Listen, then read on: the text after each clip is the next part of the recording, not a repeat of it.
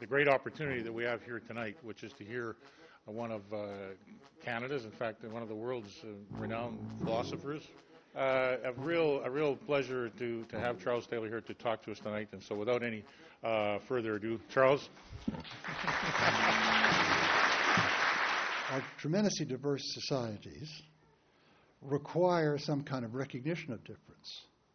But it's very clear that, from another direction, democratic societies need a very powerful sense of common bonding, common purpose around certain basic goals, around certain basic principles.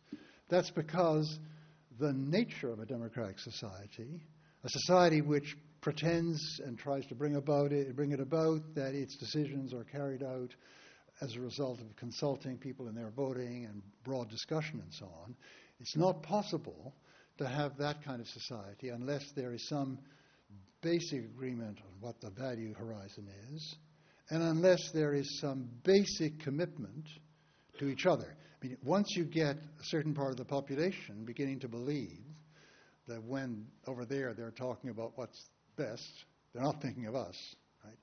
Then you're getting a situation in which the legitimacy of this society is being called in question. I mean, that's exactly what happened for many years in Quebec, right? I mean, the argument of the independentists is when they're talking about the best solutions out there, they're not thinking really of us.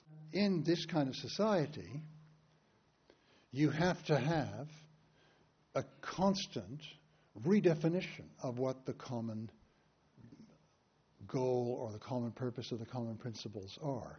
Now, famously in the Western world, or infamously, depending on your point of view, Canada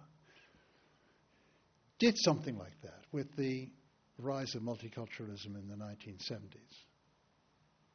And people said, look, there isn't a particular historical identity, ethnic identity which is central to Canada. No, Canada is a multicultural country. That was the message. The error would be to think that that turn is taken once and for all, because it can't be. And the existence of malaise about Islam is an example of why it can't be.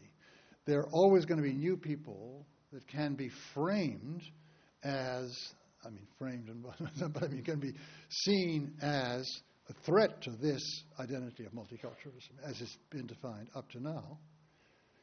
And that's something that we've seen going on in immigrant societies now for really decades and centuries.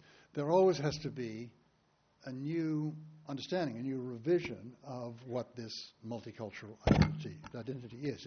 It's not something that can be achieved once and for all. It's always a work in progress.